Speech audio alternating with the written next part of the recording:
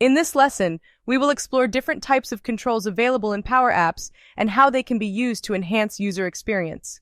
A control is a UI element that produces an action or shows information. Power Apps offers a variety of controls including labels, text input boxes, drop-down lists, navigation elements, and more. In order to insert a control, we have to ensure we have the desired screen selected, which, as we have seen already, we can do here in the tree view. To insert a control, we simply click on the Insert tab here at the top.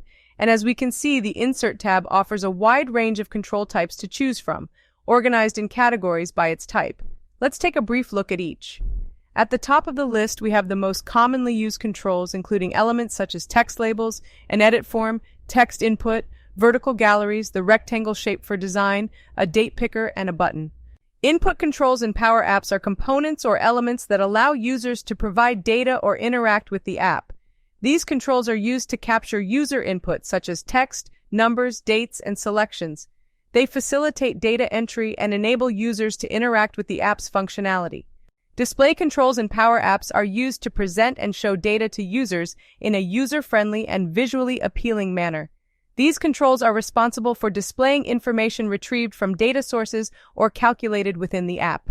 Layout controls in Power Apps are used to organize and structure the visual arrangement of other controls within an app's user interface.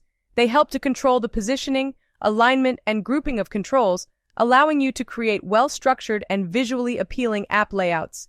Media controls in Power Apps are used to incorporate multimedia elements such as images, audio, and video into your app. These controls allow you to display, play, and interact with media content to enhance the user experience and provide rich media capabilities.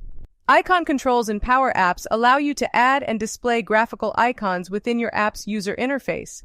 Icons are visual representations of actions, objects, or concepts and can be used to enhance the usability and visual appeal of your app. Shape controls in Power Apps allow you to add and display various geometric shapes within your app's user interface. These controls enable you to enhance the visual design, provide visual cues, and create custom graphics or illustrations within your app. Charts in Power Apps are visual representations of data that allow you to present information in a graphical format. At the bottom of this list, we also see we can add a Power BI tile. Power BI is part of the Microsoft Power Platform. It is a business analytics service that provides powerful data visualization and reporting capabilities. By adding a Power BI tile in a chart control, you can display a specific Power BI visualization, such as a report or a dashboard, within your Power app. Finally, we have the mixed reality controls. Mixed reality controls in Power Apps allow you to incorporate augmented reality and virtual reality experiences into your apps.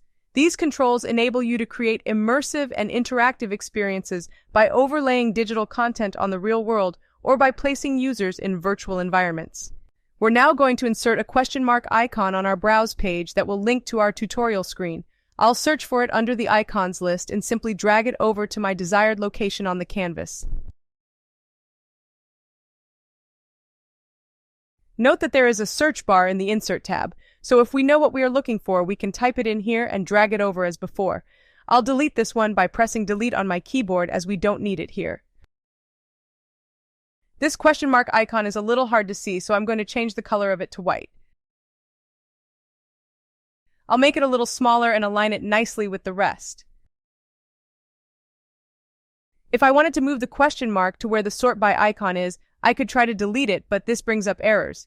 This is because there are other controls that are dependent on this. So I'll undo that by pressing Ctrl and Z on a Windows and Command and Z on a Mac. For simplicity, what we can do instead is hide the sort icon in the Properties panel.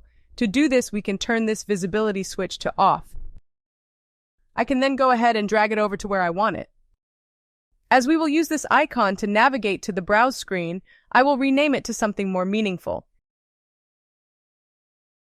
In the next lesson, we will look at how to add an action to a control.